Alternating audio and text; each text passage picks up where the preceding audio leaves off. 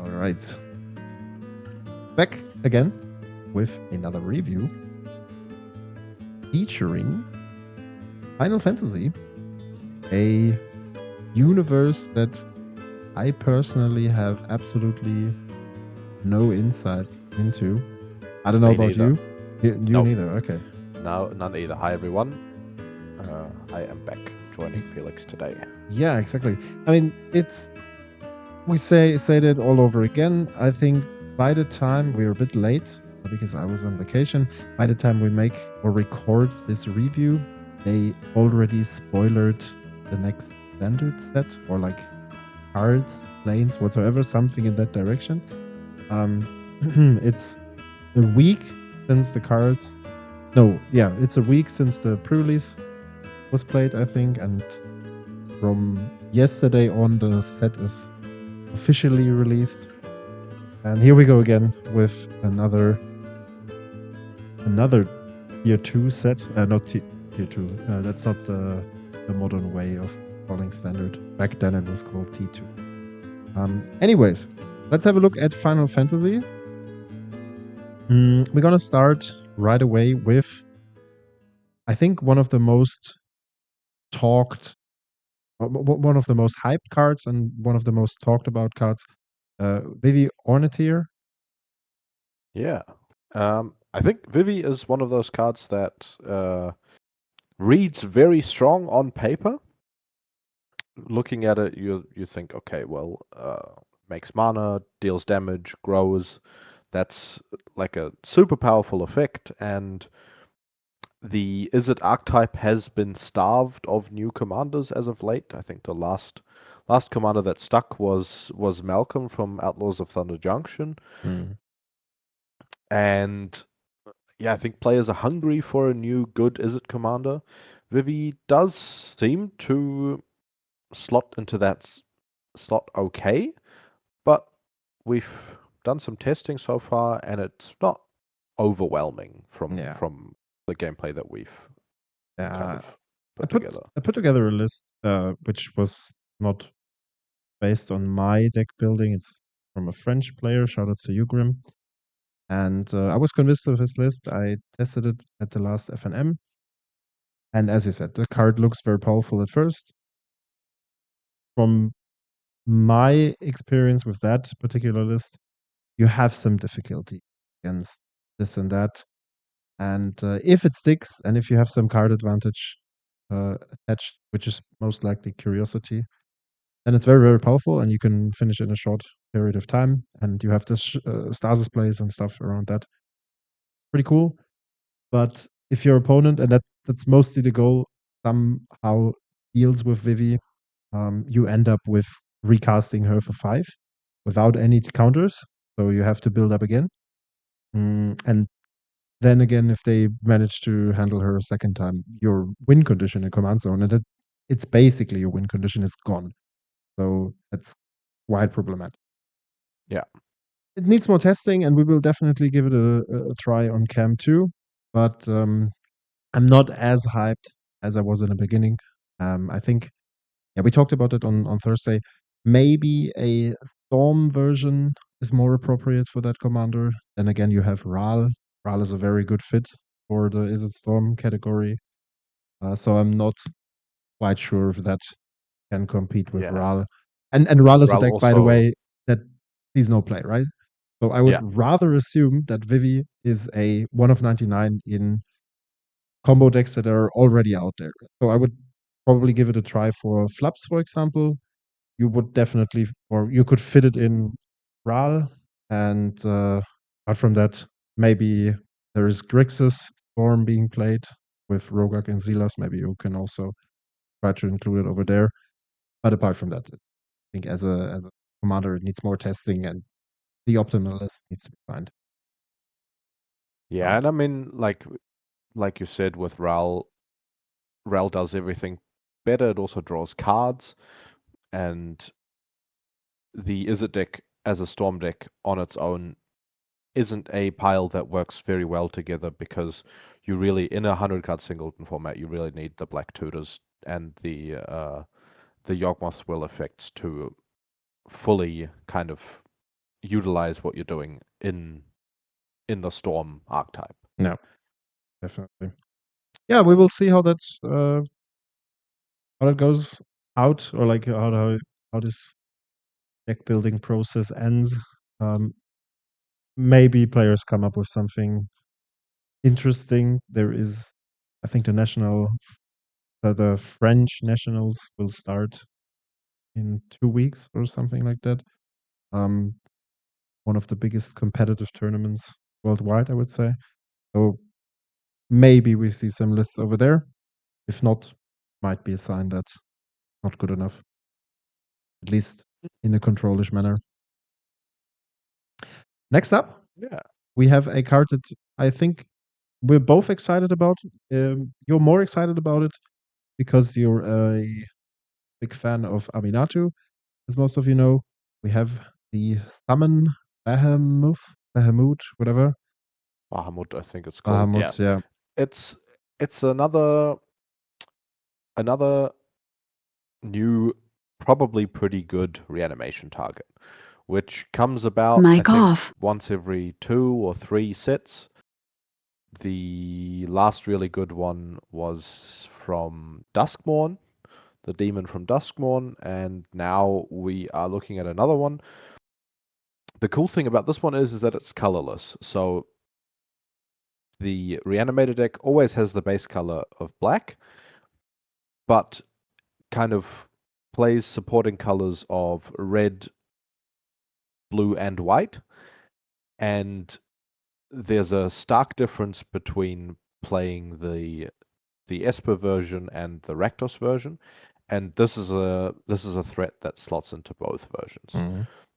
Probably a bit better into the Aminatu version because you get to flicker it and reset the counters. Yeah. But looking at this card, it provides a clock. It's a 9/9 flyer. It handles stuff on the board when it comes down and on the next upkeep, and at some point it'll draw you 2 cards as well if it sticks around.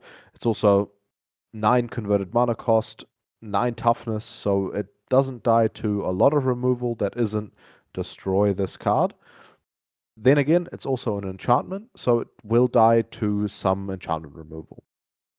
Yeah. And We should maybe also mention that Saga creature is a new card type that was introduced with Final Fantasy. I totally agree to your points. Looking through the winter lens, this is also an interesting card for that deck because it's an enchantment and a creature at the same time. And in order to enable Delirium, you're always looking for 2 types on one card. So yeah, maybe I will give that a try in winter, but I'm pretty sure we will see it in Aminatu lists. And maybe even more Reanimator decks. One of them we will talk about in a while, or a couple of minutes. Next up, we have an interesting legendary. Yes, a card you decided to put on the list, Black Waltz number 3. That's something that I had a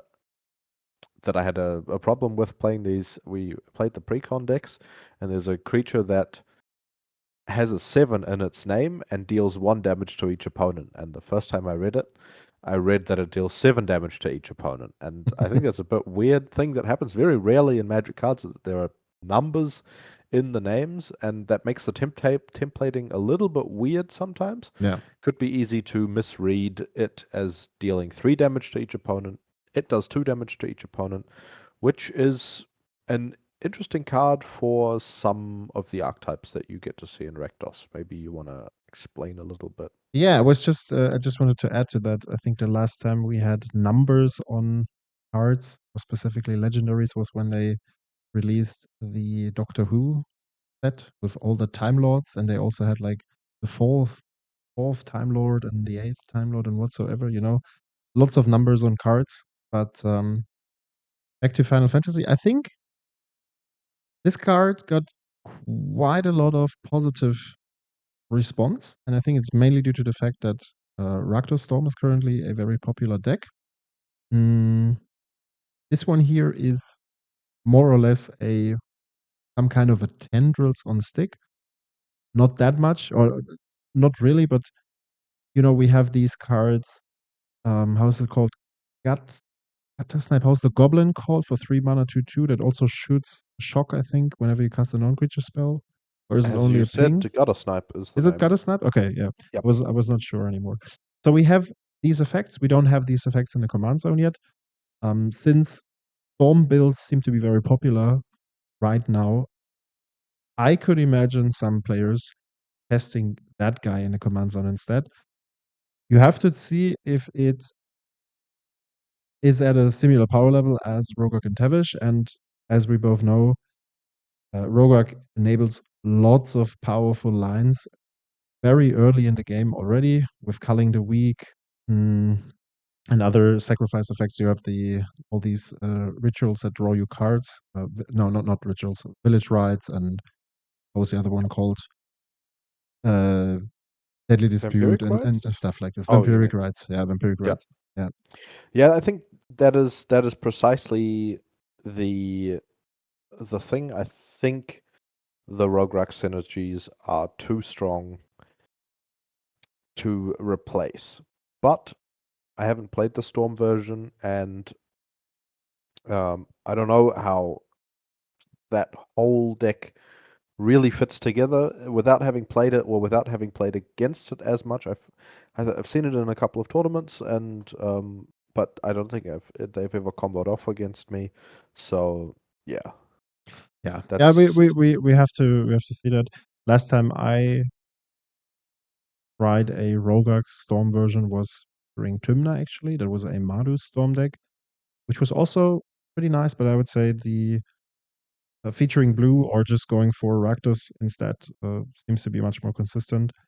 And I've actually have no experience right now how many times, like how if Tevesh is only a color giver of there, or if there are actually games, and like lots of games in which you decide to go for Tevesh instead and just grind out games. But I mean, looking at the mid-range games with the mid-range variant you played, which definitely occupies a completely different game plan, but um, I think Tevesh plays a role here. It's one of those few decks that get to play both partners in different situations, and yep, that's you also have to take that into account when evaluating the overall Storm pile. Here you have for 4 mana a 2/2, which is very weak. Like there are tons of removals that could deal with that. Even my my measure is always, is this creature threatened of cards like Cut Down?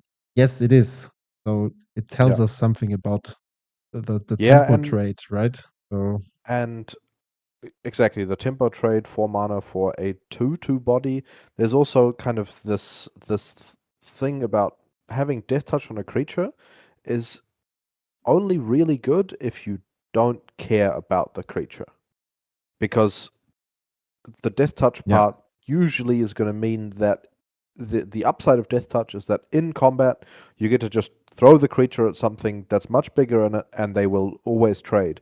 yeah, But your 4 mana commander is not really something you want to be trading with Death Touch, and then you want something that has high stats, and 2/2 is not that at all. yeah, that's true. So Yeah, I'm yeah, curious. Maybe the excitement was going in the wrong direction. Maybe people will play it here and there, or even maybe it's just a 1 of 99. That could be the case. Then again, you have to see if it fits into your whole form lines. Yeah, we will see. Maybe at some point, Rogak and Tevish is gone because right now I think people think it's way too powerful. Again, I cannot really say something about that. Here in our community, there is no Storm player, and I know the deck from the past. Uh, Czech or in Prague, there are lots of Storm aficionados, if you so will. So whenever I have to face Storm, it's mostly over there. Mm, we probably just have to take a look into the deck in order to evaluate that better. But let's get over to another legendary. Who would have thought we have lots of legendary creatures or cards featured in this yes, review? And that's about the video game with lots of named characters. I think it's same was with the Fallout set. I don't really like it when that's kind of the way it ends up, where you have just an only legendary creatures. I think it's a set that probably isn't very good to draft, and also I don't like creatures being legendary because well, too many creatures being legendary because I think there still is a kind of design restriction to creatures being legendary where they won't print an effect as good as they would print it on a non-legendary creature most of the time. There are things, but like I I don't think I can imagine most legendary creatures being printed as non-legendary creatures in the kind of in the whole scheme of things, if you know what I mean. yeah, definitely. Standard, not really something that concerns me, but I get your point. Like you have to look at it when planning a set, and since this Yeah. is a standard legal set, this could be a problem here. Let's talk about a card that we slightly scratched at in the last update with Flavian and Nicolas, which is Tifa Lockhart, a Yes. potential new green command zone. What do you think? I think this is probably the best green commander that I've seen so far. I don't know You if you it's good don't enough. respect Brisley. Yeah, I yeah, no, I think this is a much better version of Brisley. yeah, definitely. I think this is it still has a lot of the weaknesses that all of these sorts of effects, all the green cards are going to have. I think the only card that kind of really went against the green weaknesses was the last Surak they printed, and I don't think he's seeing much play. But this card has, there are probably like every second game, you will have a sequence of cards that, if not interacted with, allow you to do upwards of 16 damage on turn 3, which is very strong. How that plays out, I'm not sure, but I think, yeah, I think that kind of thing allows a pretty flexible deck list because you don't have to go that deep into other, how do I say this, into other powerful creatures. If you can just protect your Tifa with cards that you have in your deck, with Veil of Summers uh, and Blossoming Defenses and these kind of cards, if you can protect your Tifa and play a pump spell on her, and play lands and trigger landfall, you're very close to winning. So yeah, that because it also has trample on it, you play 1+4/+4 spell or 1+3/3 spell, and it's already big enough to nearly kill the opponent. And I think that is something that makes it much stronger than other green cards we've Hmm. seen so far. Yeah, I mean, it's definitely a very all-inish build.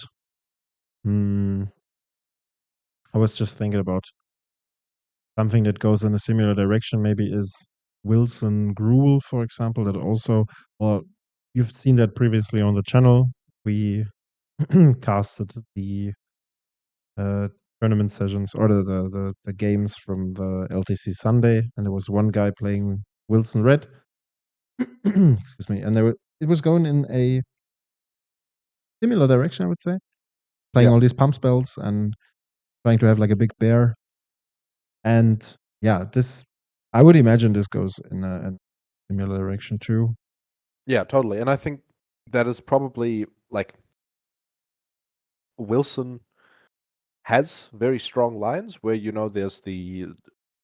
there are a couple of red spells that give double strike or that double the power of Wilson, and if you combine that with other spells, then you're looking at a pretty good sequence of doing a lot of damage with your Ward 2 commander.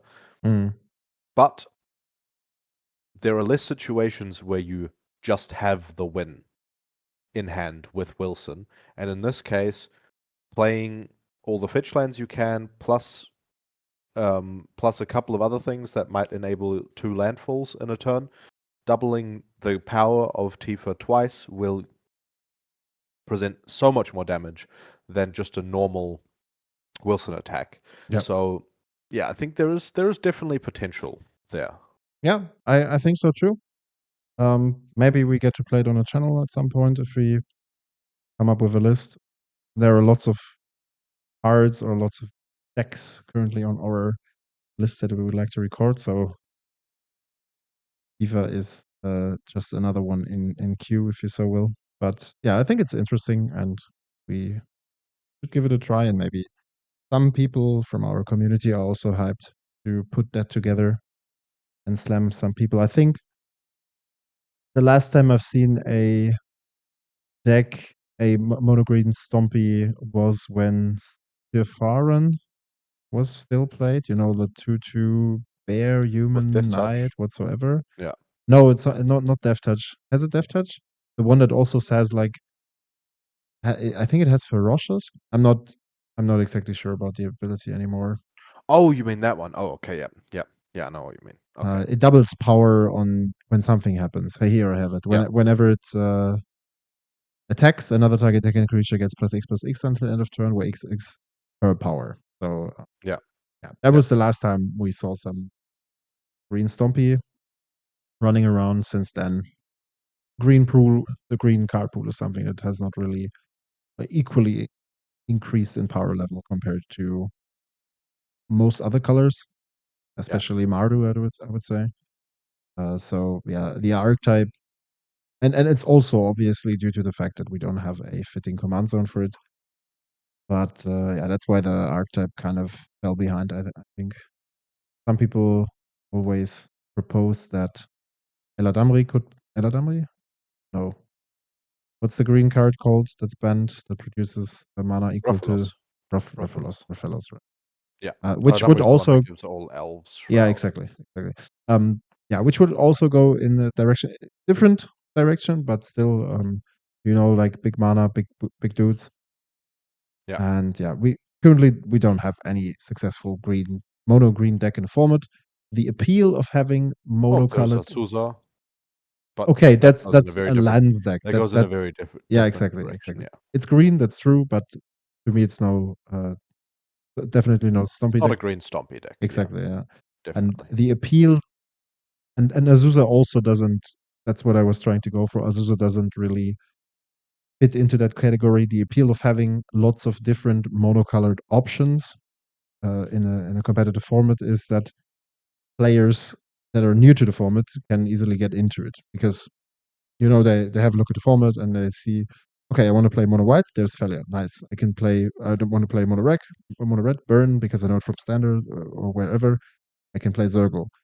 I can play Storm NBC with Azerorak, and now maybe I can also play Stompy with Tifa, and I even can go for mono blue with Malcolm or whatsoever. So if you have some valid options for each color, I think it's a benefit for the format overall. Enough about Tifa. Let's talk about a card that you proposed or suggested, Lightning Army of One. Yeah, I think this card is pretty strong when looking at it. It doesn't have haste, which is something that only Arena of Glory will fix, but if you play it and do get to attack with it, which is all of the legends in that kind of category, you get a very strong benefit. So you can, like, if you play it turn 3, turn 4, you attack with the creatures you had turn 1 and turn 2 if they haven't been removed, and it's pretty likely that it will get through with at least 1 trample damage if it is blocked at all. And after that, your bolts will deal 6, everything will deal 6, and the creatures that are getting through and dealing damage after first strike damage will also deal double damage. So there is a lot of damage potential with Lightning Army of One. It's I think it will probably just have to be played, and you have to see how it goes, how it fits into Yoshi Bruce, and all those things. But on paper, this card reads pretty strong to me. Yeah, maybe that's true. The fact that, as you mentioned, it doesn't do something for 3 mana the time it arrives might be a criteria that's like a point that is too big to play the card in the end. But yeah, I see the point. Once she connects and you get to double Yoshi's damage from 4 to 8, definitely great. No doubts about that. Apart from Yoshi, Bruce, I would say I don't see a deck that could play this card. Maybe Kellen, which is Taiwakin, Tabakeen. Okay, fair. Yeah, fair. Flage is a deck that's not suited for a card like this. yeah, I don't think so either. But yeah, okay, maybe it goes into the Boros aggro direction anyways, so and we not only have Yoshi Boros right now, that's true. Okay. Another one is Loud, the Midgar Mercenary. A new, somewhat updated. It's not an updated Stoneforge Mystic, but it's another Stoneforge Mystic with a slightly different ability setting. The Stoneforge Mystic is the card against control, that's for sure. Yeah, This one here has power and toughness switched. And the second ability is interesting. And here we go again with Kellen. So the equipment Aura Kellen. When you have a deck with lots of effects apart from Skull Climb. So when you showed me the card, I thought in order to include it into failure, I thought about it. Yeah, it looks nice. Double white is possible. Are there any equipments that would trigger? Of course, there is the free will form aware, but by the time it would bring back Cloud, the trigger already happened. And if you skull clamp Cloud, you would draw 4 cards instead of 2, which is quite powerful. Apart from that, there's not that much, but there might be other decks, and that's why I said, and if we see something like a return of Umensawa's Jitte, oh yeah, or right, yeah, any of the swords, which sometimes see play, they will also trigger twice, that's true. which makes them which is much stronger. And I also think that the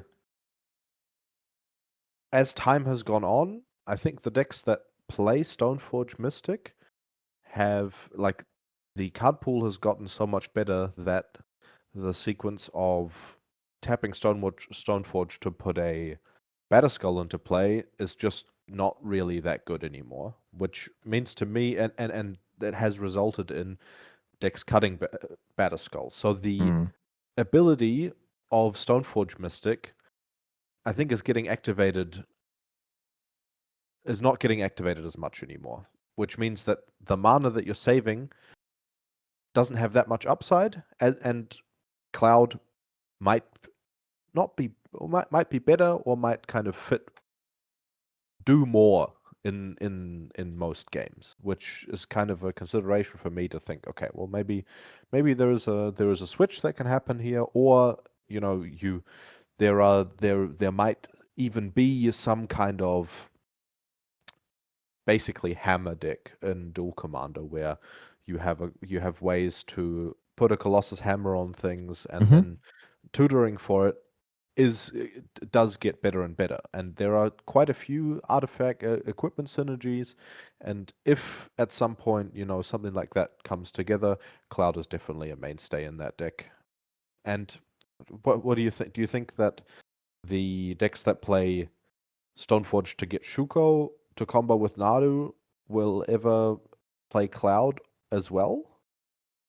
Probably it depends on whether or not people also include Skull Clamp, and most lists do that. So it could be a thing. Then again, in a 4-colored pile, playing like having 2 pips is rough. So that might be a criteria to exclude it. I think I would go in a similar direction as you just described. I think whenever a deck wants to play more than one Stoneforge Mystic, you definitely go for Cloud.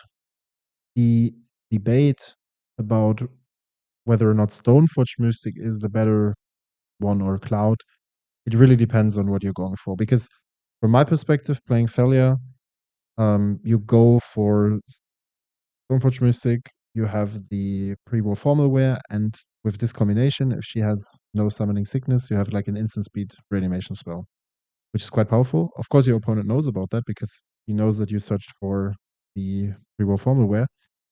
But still, there are some interactions around the instant speed equipment thing. Not that many.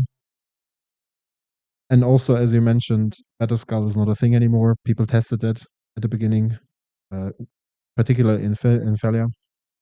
And yeah, I think it's hard to say. It really is. It's really hard to say. Jitter is a fair point. Maybe we will get. And to be fair, we see a deck every now and then that features Jitter, not only Thalia, but also other decks. I think the Kellen deck definitely plays Jitter because it's built around equipments, right? So here, this card is definitely better. I totally agree. Yeah, we have to see. I think it would definitely see play. If it will take Stoneforge's spot, I don't think so. It really depends on the deck and like the equipments that are built around. So if you decide to play that card, you really want to have equipments that make use of the second or of the additional trigger. Otherwise, I would prefer to go for Stoneforge because also in a combat situation, having a 1/2 most often not the worst. Yeah, I think there are up and downsides of the stats being switched. Yeah. Where, like, for example, Cloud will die to a Bowmaster and Stoneforge will not. Exactly. And Or stuff like, your opponent has to decide to deal 2 damage with a Fury in order for Stoneforge to die instead of having like only 1 damage, and then he can maybe kill 2 more targets and stuff like that. So this can be quite relevant actually. But let's see. I will definitely give it a go in Thalia and see which one I like more. So far, I'm skeptical that I will play both at the same time. The deck doesn't feature that many equipments, and I think it's not super necessary to play 2 of those cards, since, in combination with Thalia, you get your equipments anyways. And at a later point, you might draw the second one, and then there is no use for it, and it's kind of awkward. You could have had another card. Yeah. And due to Recruiter and stuff, you have these search functions that could search you those cards. I mean, it takes time, I know, but we will see. I'm curious to test it. It's when we have a 100-card singleton deck where when a card is printed that does something very similar to another card, it's always interesting whether you actually do want that effect twice in the deck or whether you only want it once, and then you have to decide which of the 2 cards is now better. Yeah. But that's also the intriguing, or one of the intriguing parts of our format. That's making those kinds of decisions. Let's talk about another legendary creature. It's Celes Rune Knight, a 4-mana Mardu 4/4 that rings the bells for all the reanimated players, I would say. Marcus already put it together and played it at the last FNM. Was quite convinced. Deck looked good. What do you think about it? I like this card. That's good. I think I really like this card. I think it slots into. We used to have Dihada, and Dihada was the first taste we had of this sort of Mardu reanimator list with kind of a commander that supported that plan pretty well. True. I also think that the card pool gets much better when you add white as opposed to just having red and black, which things like Cruel Claw, and I think there are other or there have been other versions of Rakdos reanimated lists before Cruel Claw. But I just can't think of the commander right now. Have there been? I'm not sure right now. Or maybe not. Maybe not. Well, the Rakdos list that I played, the Rograk Tevesh list, also had a bit of a reanimated plan, but that's a bit of a different list. Whatever. I think the Mardu game plan feels pretty strong. You get access to better removal. You get access to a couple of much better reanimation targets like Ashen Rider and Archfiend. What's it? Archangel of Despair? No, Angel of Despair. Angel of Despair, yeah. There's a couple more. And this card, as you know, you play Hand Disruption in the list, and sometimes you will have fast ways to reanimate. And if you don't, then you don't really want most of the cards in your hand. If you're flooding on lands and stuff, you can just play her and discard everything, which is much better than, discard 1 or discard 2 in situations where like you have a lot of flexibility with it, which I really like. And I think the +1/+1 counter ability is okay. It'll push a bit more damage sometimes, but I don't think it's that relevant. Yeah. Oh, absolutely right. I think this is a very precise observation. That was my takeaway from playing against her. The relevant fact is not the second or the second triggered ability. The fact that you get to dump your entire hand if it's useless in the current situation and just refill it with 3, 4, 5 cards is crazy good. Really, really good. And you will encounter these situations because the deck, in order to play Celes earlier, you feature signets and talismans and whatsoever. And then you will have situations in which, it doesn't come together. And you know that as a reanimation player, you have some targets in the graveyard and you're desperately searching for the reanimation spell. And then at some point you just decide, okay, I'm going to dump all my cards. I can't use 20 lands whatsoever. And here we go. I have a persist, I have an animate that and stuff like this, You can also use it to get rid of your reanimation targets if your hand is stacked with a Grizzlebrand and an Archon and stuff, and you can't really do anything with that. And in the end, you have like a 4/4 on board that also does some damage over time, right? So yeah, I think I'm quite convinced that this card might be another archetype or like another commander for the reanimator shell overall, and definitely a card that's not too bad to be considered much more often. Because right now, I think if we talk about reanimator, it's mostly or almost always comes down to Aminatou and maybe some guys that are very much into old Rootstein because of the combo features. But I think if we're talking reanimator, we're mostly talking Aminatou, and she might actually change that. Yeah. All right. Next up, we have a mono red commander, which has, in my opinion, a very interesting ability. It's Raubahn. I would like to pronounce that in a German way because I think the name sounds very German, but it might be anything else. We have a 2/2 for 2, pay life equal to its power. And when it attacks, you can attach an equipment to target attacking creature. So that's the deck you were asking for a couple of minutes earlier. Here's your hammer time. Yeah. It misses out on a lot of the good cards in that archetype, like Pure Steel Paladin. Right. But it is a card that, could. There are a couple of effects in this kind of range where you cheating on the equip cost is really strong, and yeah, it might be. I think it's pretty restrictive when you say it has to attack. If it was something like when it enters the battlefield, equip target equipment to another target creature or to target creature, so it could equip to itself, that would be much stronger. Having to attack and also having to and Yeah, so having to attack is a bit restrictive. It is not going to lead to incredibly fast kills, but it might be a cool commander to explore. Yeah, I mean, maybe there is a Need for Speed or other cards that go in that direction. Probably not. Need for Speed is more like a card for all in combo decks, but yeah, I think apart from Lightning Greaves, there are not that many effects that would give Grant haste here. There are the new boots, but then again, Yeah, maybe there's also red cards that equip equipments that you could play in the list to kind of, right, if the yeah. opponent thinks all I have to do is interact with the commander, and then you have one of those cards that kind of goes around that. That could also help.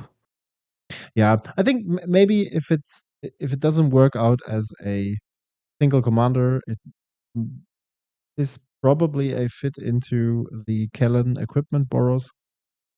Because I Yeah, think the problem with these artifacts matters or equipment matters decks is always that a certain amount of cards in Euro 99 is based around artifacts that don't do anything without creatures. So yep, overall, percentage-wise, your opponent has to deal with less creatures. If they deal with the creatures, you're left with the artifacts. They don't do anything. You lose the game. yep, That's basically the problem, unless you have like a crazy good commander. And I mean, Kellen does play lots of equipments too, but it comes as a 2-for-1. It has a good creature. It also searches for those things, and it also searches for auras. Right? You can also search an Onthanize, which might be a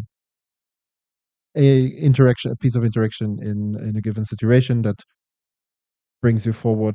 You're not only dependent on the equipments in your deck, so it's definitely a different. yeah.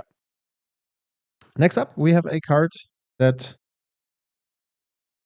yeah, we're both hyped to see. Samuel already put together a list. I think it's I have put together kind of the beginning of a list. I think it's the first blue commander I've seen in a while where I'm thinking, okay, this can draw a lot of cards. definitely. We're talking about And Matoya. yeah, so the scry and surveil ability and nothing else, very simple as compared to a lot of other cards, a lot of other legends that have been printed. But I think the ability is actually kind of pretty deep in that sense, especially considering that like the amount of scry and surveil cards has just kind of steadily increases, and all abilities that say the same thing as scry or surveil but don't actually they have that ability have been errata to Yeah, say yeah, scry or surveil. So exactly. if you have a card that says, look at the top card of your library, you may put it on top or bottom, then that is scry. Stop. So I have to say, the first thing before you mentioned it that I thought about when I saw this commander, I was so freaking hyped to finally have a deck for Search for Ascanta again. I yes, have this card in a binder for years, and I think it has been years that we played it, right? There was a time in which it was very popular to be played in control decks. And yeah, in a short period of time, it rotated out of the decks because it was too bad. But here we finally have the opportunity. I was so close to selling it, but I could not. you want And to know what here, the first card I thought of was? give me You can put this on the shoot. screen as well. Patrick Star. Lol. This Digital Starfish. That's deep. yes, That's deep into this the is tank. this came out. This Okay. is the second set that came out after I Ah, started right, playing right. Magic, Yeah. and One of the gods. I So it's a drafted this card, opened it in a lot of boosters, and okay, cool. yes, this is. I think it's not good enough to be in the deck either because nowadays there are 1 mana versions that do basically the same thing, but So it's a 2 yeah, mana 0/3 that tries 1 if you tap the creature. One yes, question. things, because you just mentioned that all of these abilities or most of these abilities, or where errata, is it the same for Codex Shredder, for example? Is Codex Shredder errata to Surveil 1? Because that would be... Well, Codex Shredder isn't Surveil 1. Codex Shredder doesn't look at right. cards. It's also target player mills. It's mill. Right. So if you go on Scryfall and you look for Surveil or Scry, then a couple of those cards will have the text in their text box, but not will have the Oracle text in their text box, but not the ability. Yeah, okay, I see. Yeah. Yeah, I could say interesting card. We will put together a list, and pretty sure I'm pretty sure you will see it on the channel. So stay tuned for that one if you're as hyped as we are for scrying into mono blue magic. Last but not least, we close this session with a non-legendary card. It's a very simple card, but at the same time also an upgrade to a couple of decks, I think. The world map. Yes. So this card is, how do I say this? It is an upgrade and a downgrade, because there will be decks that are basically never going to be looking for basics, and that will always have to crack this for 3, and then you've paid 4 mana in total to put a land into your hand. Then again, there are situations where, for example, this is a way to get out under a blood moon, or to be better against a blood moon by searching for a basic, or there are situations where your expedition map is bad because you aren't able to get a land with it for 1 mana.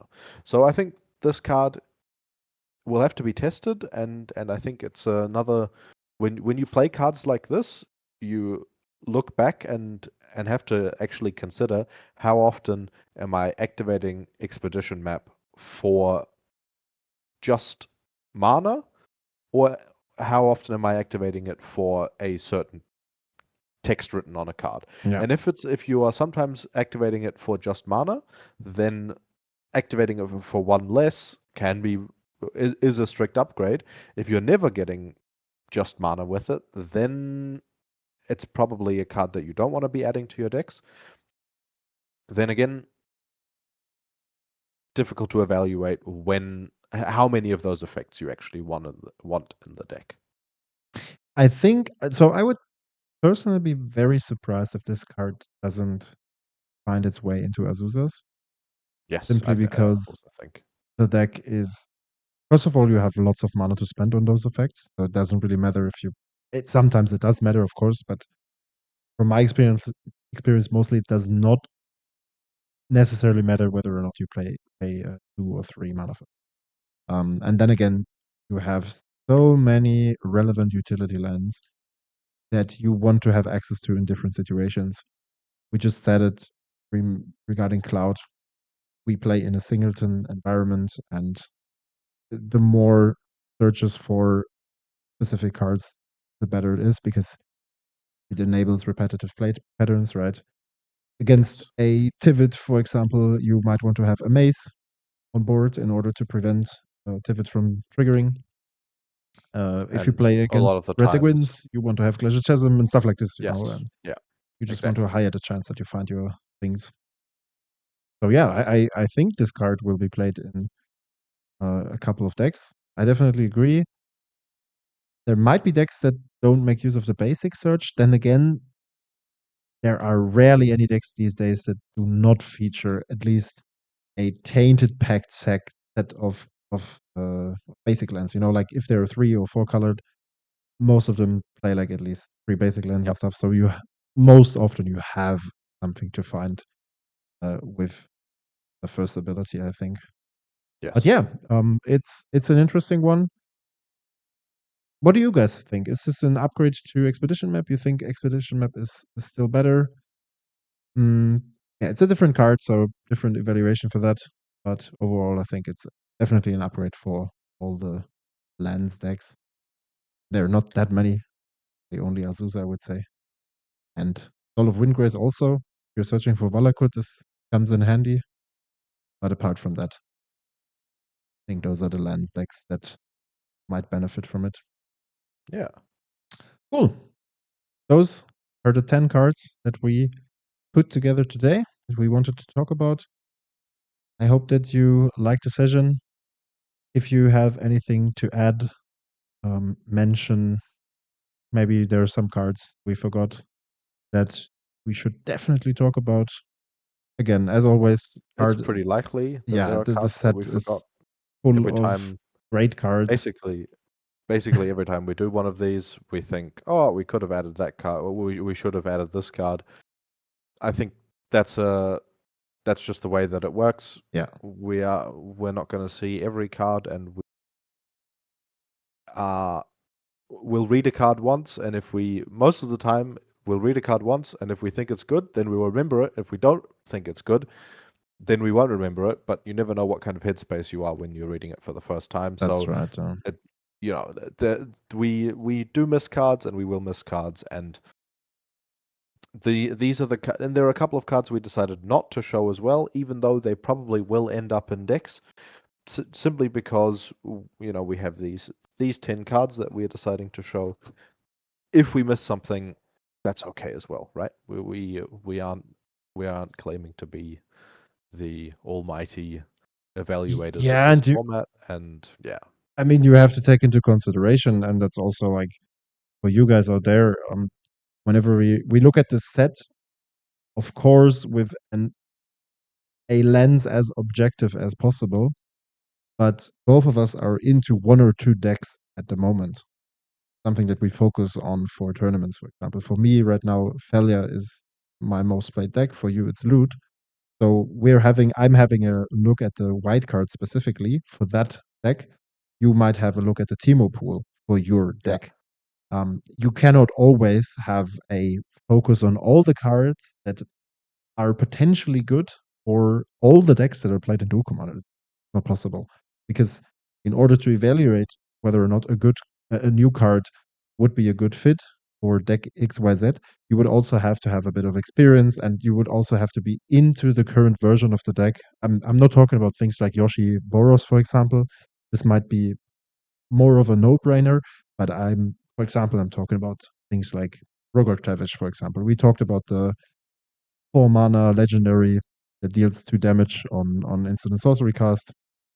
This is something that we can have a guess about it, but in order to be very sure whether or not you would include the card, you would have to play the deck and have some experience with it, and that's also for all the other cards in this set. Some cards are on how do you say, like, you look at it in a vacuum, just bad. That's what I wanted to go for. Others are, yeah, okay, it's cool, but not too good. And then, you have like a good chunk, maybe 30% of cards of which you think, yeah, maybe here and there, not so sure. And then there are also very specific cards. And especially the specific cards are sometimes forgotten. But yeah, long story short, thanks a lot for tuning in again. And you will be on vacation now. I will cover the next tournament sessions on my own. Have a good vacation. I'll say it here. Thank you. Yeah. I am looking forward to the sun and the sea. Yeah. You definitely deserve it. Okay, thanks, guys. We will see each other in the next session. Head over there and enjoy your day, night, evening, morning, whatever, whenever you're listening to it. Bye-bye. Yeah. Once again, thanks for watching, and see you next time.